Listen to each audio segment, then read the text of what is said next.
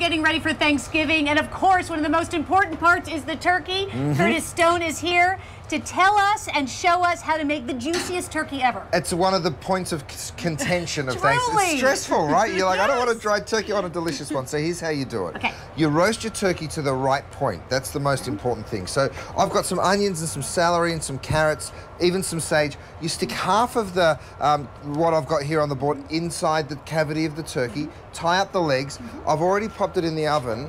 I've got sort of this fancy outdoor oven. But if you see, once it comes out beautiful and golden like this, and I'm going to bring my thermometer with me, because that's a really important part, that you sort of, whoop, don't drop it. That's an important part. So what I've got here is a probe thermometer, right? Okay. So I've actually probed that right into the turkey, and it's going to give you a digital readout of what the temperature is. So you want to cook the turkey to 165 Fahrenheit, but you want to take it out just before it gets to 165 because it will keep going up in temperature. We're at 140 and climbing, but that is going, so you've got to probe it into the thickest part of the turkey. That's going to eventually keep rising. It's a thing called carryover cooking, right? So here's the important part of roast turkey.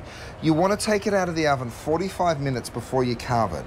So it's called resting the bird, resting the turkey. So the temperature will continue to rise. And what happens during that carryover cooking process is usually that's when we overcook our turkey and make it dry. Okay, so then when you're doing that, so you're actually taking out before the thermometer hits 165? Before it hits 165, okay. Exactly. So, and what if it starts browning? So if it starts browning, you can tent it with just a little foil. Okay. Which is a really good question. So what I'm going to do is I'm going to lift this out of my V-rack, which I find helpful, and just see, you'll see that continuing to sort of climb. So it's already up to 145, and that's going to keep going. Now, I've put my tray on a heat source, because what we're going to do is we're going to make the gravy in the actual pan drippings.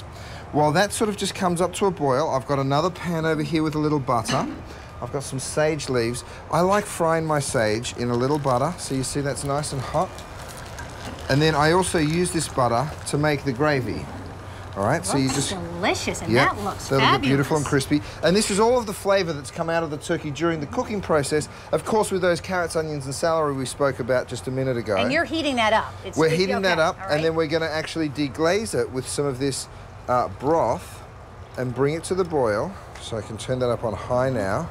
And then we're going to strain the vegetables out and even remove a little bit of the fat if you like. So once that sage has gotten nice and crisp, it's a really sweet garnish to make day off. But what you're also doing, of course, is you're flavouring your butter, which is going to be the butter that we use to make the gravy. So it sounds complicated when you say make a roux, right? It does, and intimidating. It's not at all, because all you're doing is equal parts butter or fat and flour. Okay, so you toss those two things together and then grab a whisk and just whisk that up.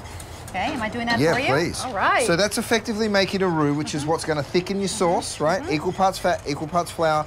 Yeah. The great thing about doing your gravy in the actual dish that you cook the turkey in is you get all the flavour, but it also means that you have to rest your turkey, which is important. Right. Because if you cut that turkey now, all the juice is going to come out of it and it's going to be really dry. So you want to let that carryover cooking occur, and you also want to let some of the temperature just to come down ever so slightly, which means that the juice will stay in the meat. And then one question that I have, because I make this mistake every year, Curtis, is where do you know where to put the thermometer? So see where I've put it? It's the thickest part of the turkey. Okay, so it's okay. You can either come in from the side there on the thigh or right in there, and that's the best spot for it. And look, we're at, what are we at now? We are at 145 and still climbing. So that's gonna work out just fine. All right, so once this comes to the boil, you want to get rid of the vegetables. So I'm going to go ahead and pour this off through a strainer, right? Because we've taken all the flavor out of those veggies during the 2 hours and a half of cooking time. And then you're left with this really flavorful jus. If you want to skim off some of that fat, you can just go ahead and take a little bit of that excess fat off. And then once you've made your roux there, it doesn't look like I've got quite enough flour in it, but... And with the magic of TV... Perfect. So, okay, run out of time pop that back down there. Okay. Then we're going to pour this in. It's going to bubble up. Keep whisking Yep. for me. There we go. And it's going to get you can thick. feel it thickening. See how quickly it does get thick? And then you just keep putting as much broth as you need into there. Ooh. Right? Perfect. So at Winn-Dixie, we've got all the recipes that you need. So you'll see all the fixings here as well. We've got, of course, the method and the recipe to do the turkey, collard greens with the beautiful pumpkin pie. Your pumpkin pie, the stuffing, of course, and now you know how to make the perfect gravy. And also fantastic sales happening this weekend starting on Saturday to get your turkey without spending a fortune. Best deals in town. Curtis Stone, looks delicious. Let's eat. And then pour it into there and you're done. Okay, perfect. Thank you for being here. The morning show is so grateful because now we have delicious breakfast. Thanksgiving breakfast. Curtis. Back to the studio.